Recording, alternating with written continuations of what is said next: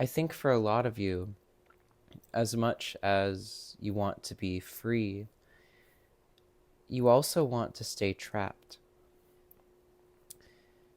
It feels strange to admit that because being trapped is painful. It feels like death. You're so limited, but there's also something very comfortable about it. It's like wearing a protective blanket or being swaddled by a toxic parental figure. I'm not just talking about bad habits or addictions, but I'm talking about the tendency to make your life harder than it is, to tell yourself that peace is something to be earned, that happiness is the merit of hard work as opposed to rest. We've been culturally conditioned to believe that well-being is something to strive for. It's a goal that is linear and is something that can be quantified and measured and used as an impetus to be productive. But true well-being is kind of the opposite. True well-being often appears very unproductive.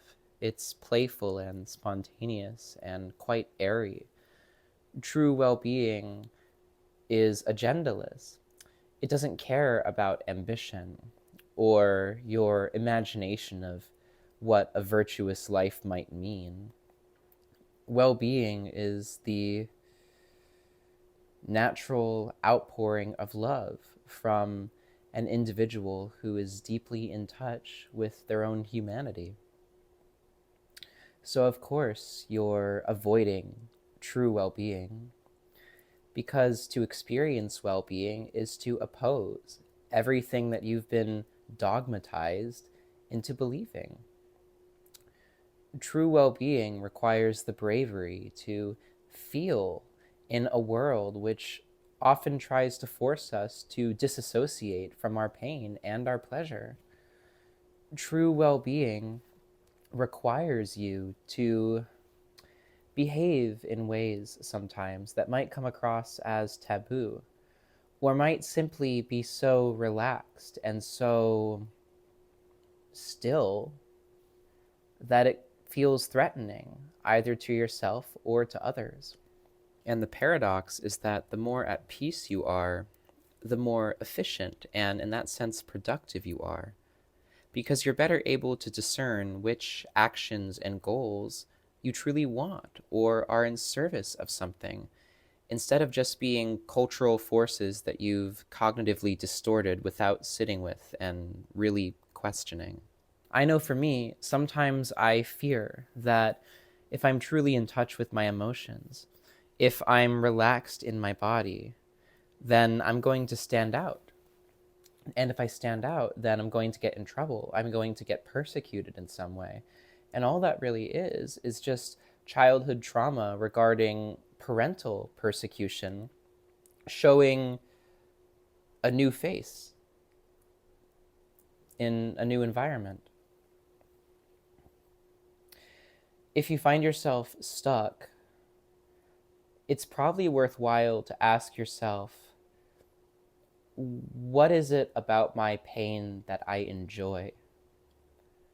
What narratives that hurt me am I indulging in? And why am I indulging in them? Because pain and suffering, in as much as it freaking sucks, it's also kind of juicy. It's red meat for the ego. It's something that feels dramatic in the worst and best ways. And suffering itself is an addiction, both because you think that your suffering is going to get something for you, and also because you kind of just like to suffer.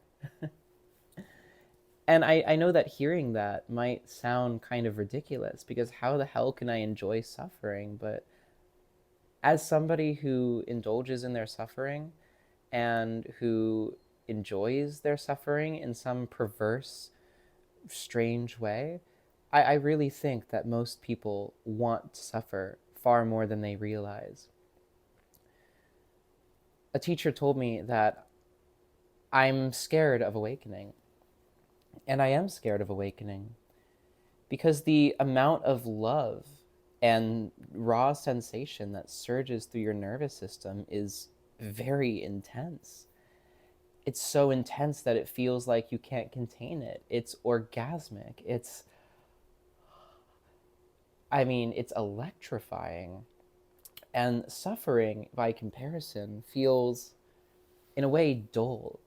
It feels flat sometimes. I mean, not always, right? But a lot of the time, that kind of depression, that disassociative state of glum, it it feels safe because it's an excuse not to feel the intensity of true love. um, and there's no getting around it, you know. If you want to experience the harmony of being, and if you want to be awake, if you want to be free, then you have to be willing to feel, because feeling is the path from start to finish. Feeling is the juice, the energetic impetus that this world runs on, so to speak. Um, so, yeah, you like suffering and you want to suffer. And that's pretty interesting and probably something that you could learn a lot about yourself from if you explored it.